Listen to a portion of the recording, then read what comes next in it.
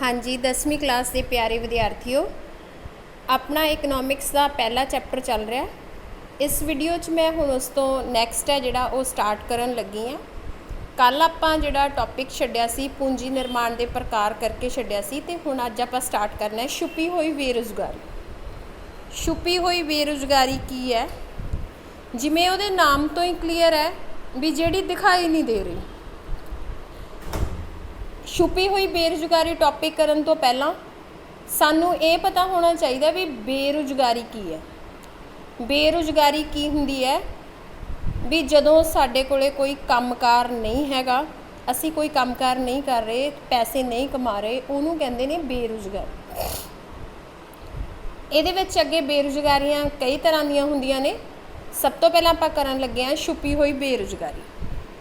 इहदे विच की हुंदा है भी जिन्ने बंदियां दी काम करन दे लई लोड़ है, जिन्ने बंदियां दे काम करन दी लोड़ है, उस तो ज़्यादा बंदे काम करन लगे हुए है, जिहड़े कि देखण च तां इउं लगदे हुंदे भी वो काम करी जांदे आ, पर असल दे विच वो बेरोज़गार हुंदे। उन्हां दे काम करन ते लगण नाल कोई जिहड़ा बेनीफिशियल काम नहीं हुंदा, कोई उत्पादन दा वाधा नहीं हुंदा या कोई ज़्यादा प्रॉफिट नहीं हुंदा। इनू आपां एक उदाहरण दे नाल करांगे। मान लो एक बाप दे 3 बच्चे ने ते उस बाप कोले 10 किले जमीन है, उस पिता कोले 10 किले जमीन है ते उहदे बच्चे छोटे है ते अज वो 10 किलियां दी खेती करदा है ते उहदे तो उहनूं जो मुनाफा फसल बेच के हुंदा वो हुंदा है। ठीक है, कल नूं उहदे बच्चे पढ़ लिख गए, वड्डे हो गए। जदों बच्चे वड्डे हो गए तां उन्हां नूं होर कोई नौकरी वगैरह नहीं मिली, कोई काम नहीं मिलिया, तां उन्हां ने सोचा भी चलो वेले फिरदे आ घरे, आदे पापा दी हैल्प कर लैंदे आ। ठीक है, हुण पहलां कल्ला फादर सी काम करन वाला, हुण 3 उहदे बच्चे हो गए, काम करन वाले 4 जणे हो गए। ठीक है, पर खेती उही 10 किलियां दी है, जमीन उही 10 किले है, प्रोडक्शन उन्नी हो रही है, फसल बेचण तो बाद मुनाफा उन्ना ही हो रहा है, पर काम करन किन्ने जाने लगे है?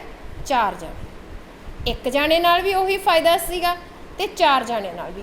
वो जिहड़े 3 जाने ने वो वेले भी नहीं दिख रहे किसी नूं, पर ओह उन्हां दे काम ते लगण नाल कोई फायदा भी नहीं हो रहा।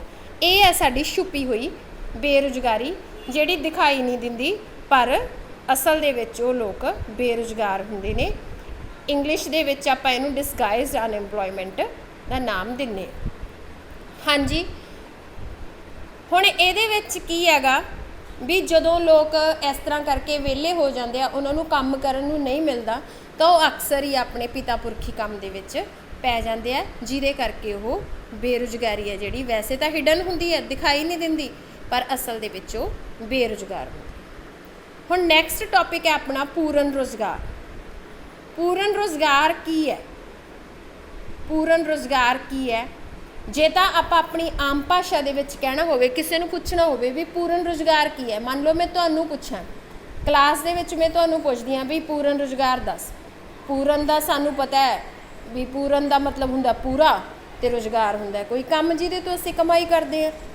तां तुसीं की जवाब देवोगे? शब्दां दे अर्थ कढ के तुसीं कहोगे कि भी जदों किते कोई बेरोज़गार ही ना होवे, पर असल दे विच ये अर्थ इहदा सही नहीं है। अर्थ शास्त्र दे विच पूर्ण रोज़गार किहनूं कहंदे ने? पूर्ण रोज़गार वो है भी जदों कोई बंदा काम करना चाहुंदा है, उहदी इच्छा है काम करन दी, जिन्नी उहनूं मजदूरी जां जिन्नी उहनूं तनख्वाह मिलनी है उन्नी ते वो काम करन दे लई रेडी भी है, तैयार भी है, ते उहनूं काम मिल भी रहा, उहनूं कहंदे ने पूर्ण रोज़गार।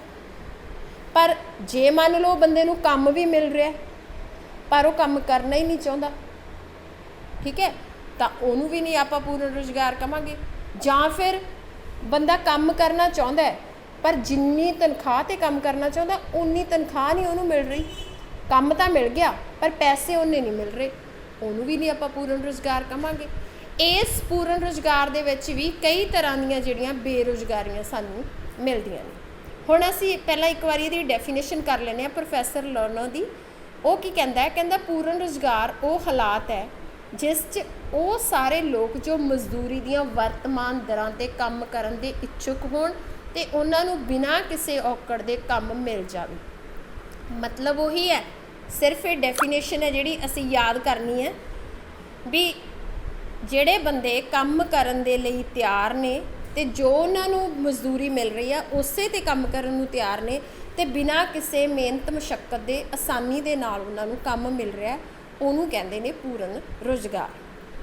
ਪਰ ਇਹਦੇ ਵਿੱਚ ਉਹ ਬੇਰੁਜ਼ਗਾਰੀ ਆਉਂਦੀ ਆ ਅਣਇੱਛੁਕ, ਮਤਲਬ ਜਿਹੜੀ ਬੰਦੇ ਦੀ ਇੱਛਾ ਦੇ ਨਾਲ ਬੇਰੁਜ਼ਗਾਰੀ ਨਹੀਂ, ਉਹ ਬੇਰੁਜ਼ਗਾਰੀ ਵੀ ਇਹਦੇ ਵਿੱਚ ਜਿਹੜੀ ਹੈ ਉਹਦੀ ਕਮੀ ਹੋਣਾ, ਉਹ ਪੂਰਨ ਰੁਜ਼ਗਾਰ ਹੈ।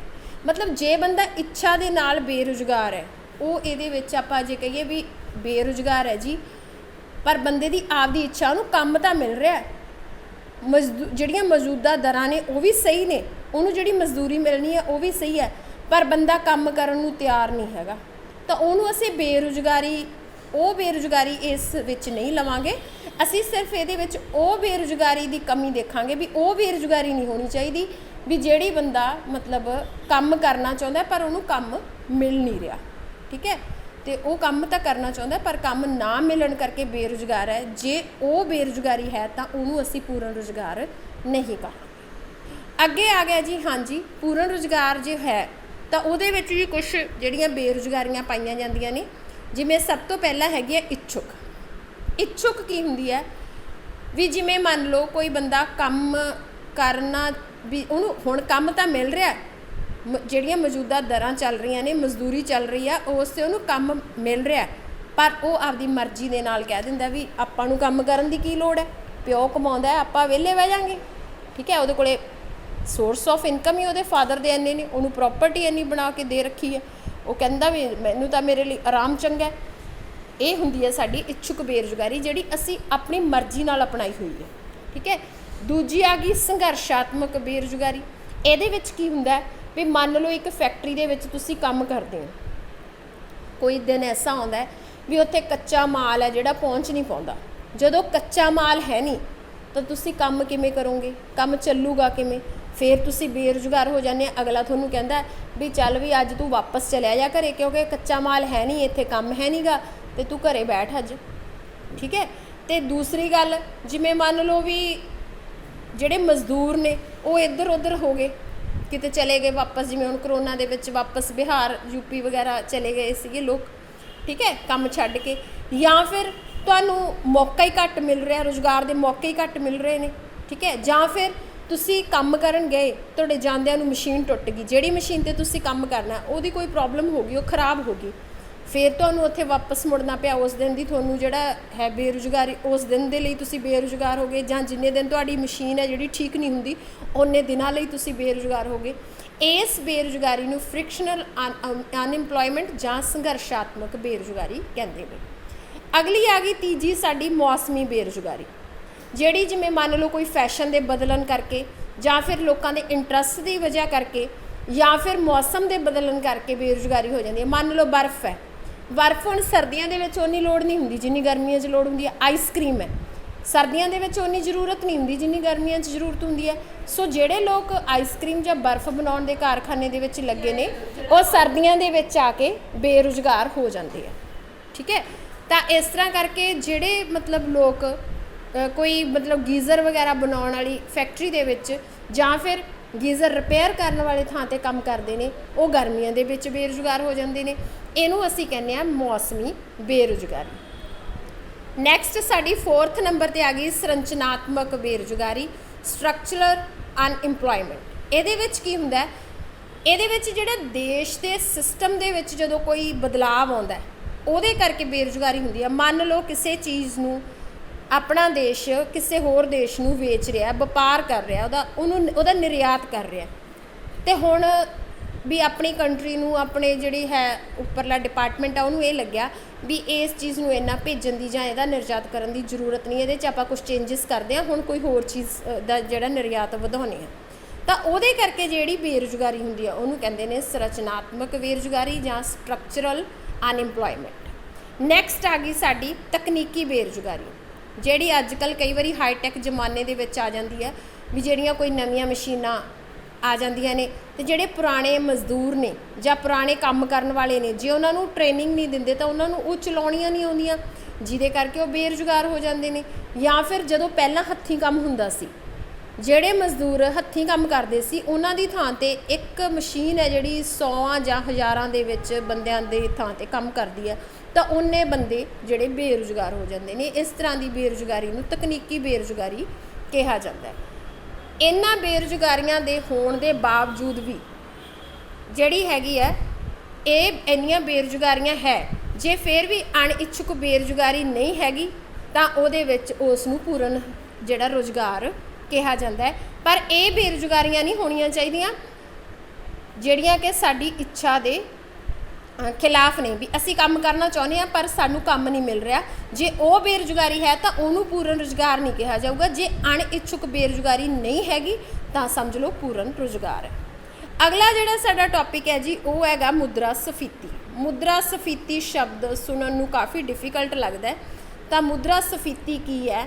ਮੁਦਰਾ ਸਫੀਤੀ ਹੈਗੀ ਹੈ ਵੀ ਜਦੋਂ ਕੀਮਤਾਂ ਦੇ ਵਿੱਚ ਅਚਾਨਕ ਵਾਧਾ ਲਗਾਤਾਰ ਤੇ ਪੱਕੇ ਤੌਰ ਤੇ ਸਥਾਈ ਤੌਰ ਤੇ ਵਾਧਾ ਹੋ ਜਾਂਦਾ ਹੈ। ਐਕਚੁਅਲੀ ਜਿਹੜਾ ਇਹ ਅੰਗਰੇਜ਼ੀ ਭਾਸ਼ਾ ਦਾ ਸ਼ਬਦ ਹੈ ਇਨਫਲੇਸ਼ਨ, ਇਹਦਾ ਮਤਲਬ ਹੀ ਵਾਧਾ ਹੈ, ਫੈਲਾਅ। ਜਿਵੇਂ ਮੰਨ ਲਓ ਕਹਿੰਦੇ ਵੀ ਇੱਕ ਫੁੱਟਬਾਲ ਦੇ ਵਿੱਚ ਆਪਾਂ ਹਵਾ ਭਰਦੇ ਹਾਂ ਤਾਂ ਉਹਦੇ 'ਚ ਫੈਲਾਅ ਆ ਜਾਂਦਾ, ਵਾਧਾ ਹੋ ਜਾਂਦਾ, ਠੀਕ ਹੈ। ਤਾਂ ਸਾਡਾ ਜਿਹੜਾ ਮੁਦਰਾ ਸਫੀਤੀ ਹੈ ਇਹ ਕੀ ਹੈ? ਕੀਮਤਾਂ ਵਿੱਚ ਹੋਣ ਵਾਲਾ ਲਗਾਤਾਰ ਵਾਧਾ। ਜਿਵੇਂ ਅੱਜ ਕੱਲ੍ਹ ਅਸੀਂ ਦੇਖਦੇ ਹਾਂ ਵੀ ਲਗਾਤਾਰ ਤੇਲ ਦੀਆਂ ਕੀਮਤਾਂ, ਪੈਟਰੋਲ ਡੀਜ਼ਲ ਦੀਆਂ ਵੱਧ ਰਹੀਆਂ ਨੇ, ਠੀਕ ਹੈ, ਉਹਨੂੰ ਕਹਿੰਦੇ ਨੇ ਮੁਦਰਾ ਸਫੀਤੀ, ਠੀਕ ਹੈ। ਨੈਕਸਟ ਜਿਹੜਾ ਸਾਡਾ ਟੌਪਿਕ ਹੈਗਾ ਜੀ ਉਹ ਹੈਗਾ ਮੁਦਰਾ ਦੀ ਪੂਰਤੀ। ਹੁਣ ਮੁਦਰਾ ਦੀ ਪੂਰਤੀ ਸ਼ਬਦ ਨੂੰ ਜੇ ਆਪਾਂ ਪੜ੍ਹੀਏ ਤਾਂ ਸਾਨੂੰ ਐਂ ਲੱਗਦਾ ਵੀ ਕਿਤੇ ਕਰੰਸੀ ਦੀ ਜਾਂ ਮੁਦਰਾ ਦੀ ਕਮੀ ਹੋ ਗਈ ਤੇ ਉੱਥੇ ਉਹਨੂੰ ਪੂਰਾ ਕਰਨਾ, ਪਰ ਨਹੀਂ ਜੀ। ਇਹਦਾ ਜਿਹੜਾ ਅਰਥ ਕੀ ਹੈਗਾ ਵੀ ਸਾਡੀ ਆਮ ਜਨਤਾ ਦੇ ਕੋਲ ਕਿੰਨੀ ਕਰੰਸੀ ਪਈ ਹੈ ਤੇ ਬੈਂਕਾਂ ਦੇ ਵਿੱਚ ਕਿੰਨੀ ਜਮ੍ਹਾਂ ਰਾਸ਼ੀ ਹੈ, ਉਹਨੂੰ ਸਾਰੇ ਨੂੰ ਮੁਦਰਾ ਪੂਰਤੀ ਕਿਹਾ ਜਾਂਦਾ ਹੈ। ਇਹਦੀਆਂ ਪਰਿਭਾਸ਼ਾਵਾਂ ਜਿਹੜੀਆਂ ਅੱਡ-ਅੱਡ ਦਿੱਤੀਆਂ ਗਈਆਂ ਨੇ, ਜਿਵੇਂ ਐਜ਼ਮੰਡ ਨੇ ਕਿਹਾ, ਕਹਿੰਦਾ ਮੁਦਰਾ ਦੀ ਪੂਰਤੀ ਤੋਂ ਭਾਵ ਹੈ ਗੈਰ ਬੈਂਕਿੰਗ ਜਨਤਾ ਕੋਲ ਪਾਈ ਜਾਣ ਵਾਲੀ ਕਰੰਸੀ ਅਤੇ ਮੰਗ ਜਮ੍ਹਾਂ। ਮਤਲਬ ਜਿਹੜੇ ਬੈਂਕਾਂ ਨਾਲ ਸੰਬੰਧਿਤ ਨਹੀਂ ਹੈਗੀ ਜਨਤਾ, ਉਹਨਾਂ ਕੋਲੇ ਜੋ ਪੈਸਾ ਜਾਂ ਕਰੰਸੀ ਪਈ ਹੈ। ਰਿਜ਼ਰਵ ਬੈਂਕ ਨੇ ਕਈ ਤਰ੍ਹਾਂ ਦੀ ਅੱਡ ਦਿੱਤੀ ਹੈ, ਕਹਿੰਦੇ ਜਨਤਾ ਕੋਲੇ ਪੈਸਾ ਪਿਆ ਜਾਂ ਬੈਂਕਾਂ ਦੇ ਵਿੱਚ ਮੰਗ ਜਮ੍ਹਾਂ ਰਿਜ਼ਰਵ ਬੈਂਕ ਕੋਲੇ ਪਿਆ ਜਾਂ ਡਾਕਖਾਨਿਆਂ ਦੇ ਵਿੱਚ ਹੋ ਗਿਆ। ਅੱਡ-ਅੱਡ ਉਹਨਾਂ ਨੇ ਜਿਹੜੀ ਹੈ ਉਹਨਾਂ ਦਾ ਜਿਹੜੀ ਹੈ ਡੈਫੀਨੇਸ਼ਨ ਉਹ ਦਿੱਤੀ ਹੈ। ਹੁਣ ਆਪਾਂ ਗੱਲ ਕਰਦੇ ਹਾਂ ਭਾਰਤ ਵਿੱਚ ਮੁਦਰਾ ਦੀ ਪੂਰਤੀ। ਭਾਰਤ ਵਿੱਚ ਮੁਦਰਾ ਦੀ ਪੂਰਤੀ ਦੇ ਵਿੱਚ 3 ਚੀਜ਼ਾਂ ਸ਼ਾਮਿਲ ਕੀਤੀਆਂ ਜਾਂਦੀਆਂ।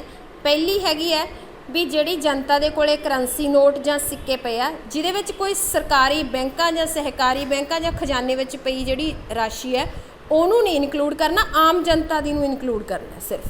ਤੇ ਦੂਜੀ ਗੱਲ ਹੋ ਗਈ ਜਿਹੜੀ ਬੈਂਕਾਂ ਜਾਂ ਸਹਿਕਾਰੀ ਬੈਂਕਾਂ ਦੇ ਵਿੱਚ ਪਈ ਹੈ, ਤੇ ਤੀਜੀ ਗੱਲ ਹੋ ਗਈ ਜਿਹੜੀ ਰਿਜ਼ਰਵ ਬੈਂਕ ਦੇ ਕੋਲ ਪਈ ਹੈ, ਉਹਨੂੰ ਅਸੀਂ ਇਹਦੇ ਵਿੱਚ ਲੈਂਦੇ ਹਾਂ। ਹੁਣ ਇੱਕ ਜਿਹੜਾ ਤੁਹਾਡਾ ਇੰਪੋਰਟੈਂਟ ਕੁਐਸਚਨ ਫਿਰ ਅੱਗੇ ਆ ਜਾਂਦਾ ਉਹ ਇਹ ਆ ਜਾਂਦਾ ਕਈ ਵਾਰੀ ਵੀ ਜਿਹੜੀ ਮੁਦਰਾ ਪੂਰਤੀ ਦੇ ਅੰਸ਼ ਕਿੰਨੇ ਨੇ। ਕੁਐਸਚਨ ਹੀ ਇੱਦਾਂ ਆ ਜਾਂਦਾ ਤਾਂ ਕਿੰਨੇ ਅੰਸ਼ ਨੇ ਸਾਡੇ? 2। ਕਿੰਨੇ ਅੰਸ਼ ਨੇ ਮੁਦਰਾ ਪੂਰਤੀ ਦੇ? 2। ਕੁਐਸਚਨ ਕਈ ਵਾਰੀ ਇੱਦਾਂ ਹੀ ਪੁੱਛ ਲੈਂਦੇ ਆ ਵੀ ਮੁਦਰਾ ਪੂਰਤੀ ਦੇ ਅੰਸ਼ ਕਿੰਨੇ ਨੇ, ਠੀਕ ਹੈ। ਇਹਦੇ 2 ਅੰਸ਼ ਕਿਹੜੇ ਨੇ? ਪਹਿਲਾ ਹੈ ਕਰੰਸੀ। ਕਰੰਸੀ ਦੇ ਵਿੱਚ ਕਹਿੰਦੇ ਉਹਨਾਂ ਨੋਟਾਂ ਜਾਂ ਸਿੱਕਿਆਂ ਨੂੰ ਅਸੀਂ ਸ਼ਾਮਿਲ ਕਰਦੇ ਹਾਂ ਜਿਹੜੇ ਹੁਣ ਸਰਕਾਰ ਨੇ ਇਸ਼ੂ ਕੀਤੇ ਹੋਏ ਆ, ਠੀਕ ਹੈ। ਇੱਕ ਇਹਦੇ ਵਿੱਚ ਨਾ ਇੱਕ ਹੋਰ ਇੰਪੋਰਟੈਂਟ ਕੁਐਸਚਨ ਆਉਂਦਾ ਵੀ ਜਿਹੜਾ ਕਈ ਵਾਰੀ ਤੁਹਾਨੂੰ ਆਹੀ ਪੁੱਛ ਲੈਂਦੇ ਵੀ ਜਿਹੜਾ 1 ਰੁਪਏ ਦਾ ਨੋਟ ਹੈ ਉਹ ਕੌਣ ਇਸ਼ੂ ਕਰਦਾ, ਤੇ ਆਪਾਂ ਨੂੰ ਆਮ ਤੌਰ ਤੇ ਪਤਾ ਹੁੰਦਾ ਵੀ ਜਿਹੜੀ ਕਰੰਸੀ ਔਰ ਰਿਜ਼ਰਵ ਬੈਂਕ ਇਸ਼ੂ ਕਰਦਾ ਤਾਂ ਆਪਾਂ ਰਿਜ਼ਰਵ ਬੈਂਕ ਕਲਿੱਕ ਕਰ ਦਿੰਦੇ ਹਾਂ। ਐਕਚੁਅਲੀ ਇਹ ਗਲਤ ਹੈ, ਠੀਕ ਹੈ। ਤਾਂ ਜਿਹੜਾ 1 ਰੁਪਏ ਦਾ ਨੋਟ ਹੈ ਉਹ ਸਾਡੀ ਭਾਰਤ ਸਰਕਾਰ ਦਾ ਜਿਹੜਾ ਵਿੱਤ ਮੰਤਰਾਲਾ ਹੈ ਉਹ ਇਸ਼ੂ ਕਰਦਾ। ਬਾਕੀ ਸਾਰੇ ਨੋਟ, ਬਾਕੀ ਸਾਰੀ ਕਰੰਸੀ ਰਿਜ਼ਰਵ ਬੈਂਕ ਦੁਆਰਾ ਇਸ਼ੂ ਕੀਤੀ ਜਾਂਦੀ ਹੈ, ਪਰ ਸਿਰਫ 1 ਰੁਪਏ ਦਾ ਨੋਟ ਹੈ ਜਿਹੜਾ ਇਕੱਲਾ ਉਹ ਸਾਡਾ ਭਾਰਤ ਸਰਕਾਰ ਦਾ ਵਿੱਤ ਮੰਤਰਾਲਾ, ਵਿੱਤ ਜਿਹੜਾ ਫਾਈਨੈਂਸ ਡਿਪਾਰਟਮੈਂਟ ਹੈ ਉਹ ਇਸ਼ੂ ਕਰਦਾ, ਠੀਕ ਹੈ। ਬਾਕੀ ਜੇ ਮਤਲਬ ਜਿਹੜੇ ਰਿਜ਼ਰਵ ਬੈਂਕ 'ਤੇ ਹੁੰਦਾ ਵੀ ਉਹ ਕਿੰਨੇ ਦਾ ਮਰਜ਼ੀ ਸੋਨਾ ਜਾਂ ਸਾਡੀ ਜਿਹੜੀ ਫੋਰਨ ਦੀ ਕਰੰਸੀ ਹੈਗੀ ਆ ਉਹਨੂੰ ਰੱਖ ਕੇ ਜਿੰਨੇ ਮਰਜ਼ੀ ਮੁੱਲ ਦੇ ਨੋਟ ਆ ਜਿਹੜੇ ਉਹ ਇਸ਼ੂ ਕਰ ਸਕਦਾ। ਤਾਂ ਇਸ ਤਰ੍ਹਾਂ ਕਰਕੇ ਇਹ ਸਾਡੀ ਪਹਿਲੀ ਆ ਗਈ ਕਰੰਸੀ। ਤੇ ਦੂਜਾ ਜਿਹੜਾ ਹੈ ਉਹਦਾ ਅੰਸ਼ ਉਹ ਹੈ ਬੈਂਕ ਜਮ੍ਹਾਂ, ਜਾਣੀ ਬੈਂਕ ਦੇ ਵਿੱਚ ਜਿਹੜੇ ਪੈਸੇ ਜਮ੍ਹਾਂ ਨੇ ਉਹ 2 ਤਰ੍ਹਾਂ ਦੇ ਹੁੰਦੇ ਆ। ਇੱਕ ਤਾਂ ਹੈ ਟਾਈਮ ਡਿਪੋਜ਼ਿਟ ਜਾਣੀ ਮਿਆਦੀ ਜਮ੍ਹਾਂ, ਜਿਹੜੀ ਕਿ ਇੱਕ ਟਾਈਮ ਦੇ ਨਾਲ ਬੌਂਡ ਹੁੰਦੀ ਹੈ, ਵੀ ਇੰਨੇ ਸਮੇਂ ਦੇ ਵਾਸਤੇ ਉਹਨੂੰ ਜਮ੍ਹਾਂ ਕੀਤਾ ਗਿਆ, ਉਹਨੂੰ ਅਸੀਂ ਚੈੱਕ ਦੇ ਰਾਹੀਂ ਕਢਵਾ ਨਹੀਂ ਸਕਦੇ। ਠੀਕ ਹੈ। ਤੇ ਦੂਜੀ ਹੁੰਦੀ ਹੈ ਸਾਡੀ ਡਿਮਾਂਡ ਡਿਪੋਜ਼ਿਟ, ਮਤਲਬ ਜਿਹੜੀ ਅਸੀਂ ਡਿਮਾਂਡ ਕਰਨ 'ਤੇ ਆਪਦੇ ਜੇ ਸਾਨੂੰ ਲੋੜ ਹੈ ਅਸੀਂ ਉਸ ਪੈਸੇ ਨੂੰ ਆਪਣੀ ਮਰਜ਼ੀ ਦੇ ਨਾਲ ਕਢਵਾ ਸਕਦੇ ਹਾਂ। ਇਹ ਦੋ ਜਿਹੜੇ ਸਾਡੇ ਇੰਪੋਰਟੈਂਟ ਅੰਸ਼ ਨੇ ਸਪਲਾਈ ਆਫ ਮਨੀ ਦੇ, ਮੁਦਰਾ ਪੂਰਤੀ ਦੇ ਦੋ ਇੰਪੋਰਟੈਂਟ ਅੰਸ਼ ਨੇ। ਅੱਜ ਦਾ ਜਿਹੜਾ ਅਸੀਂ ਇਕਨੋਮਿਕਸ ਦਾ ਆਪਣਾ ਟੌਪਿਕ ਹੈ ਇੱਥੇ ਖ਼ਤਮ ਕਰਦੇ ਹਾਂ। ਕੱਲ੍ਹ ਅੱਗੇ ਆਪਾਂ ਸਰਕਾਰੀ ਬਜਟ ਤੋਂ ਸ਼ੁਰੂ ਕਰਾਂਗੇ। ਉਮੀਦ ਹੈ ਤੁਹਾਨੂੰ ਸਾਰਿਆਂ ਨੂੰ ਸਮਝ ਆਇਆ ਹੋਵੇਗਾ ਤੇ ਤੁਸੀਂ ਸਾਰੇ ਬੱਚੇ ਇਸ ਨੂੰ ਧਿਆਨ ਦੇ ਨਾਲ ਪੜ੍ਹ ਕੇ ਆਪਣੇ ਜਿਹੜੇ ਜੁਲਾਈ ਟੈਸਟ ਹੈ ਉਹ ਦਿਓਗੇ। ਆਪਣਾ ਜਿਹੜਾ ਸਮਾਜਿਕ ਸਿੱਖਿਆ ਦਾ 10ਵੀਂ ਕਲਾਸ ਦਾ ਪੇਪਰ ਹੈ ਉਹ 15 ਜੁਲਾਈ ਨੂੰ ਹੈ। ਉਸ ਤੋਂ ਪਹਿਲਾਂ ਆਪਦੀ ਜਿਹੜੀ MCQs ਦੀ ਅੱਛੀ ਤਰ੍ਹਾਂ ਸਾਰੇ ਬੱਚੇ, ਉਮੀਦ ਹੈ ਮੈਨੂੰ, ਵੀ ਤਿਆਰੀ ਕਰ ਲਓ।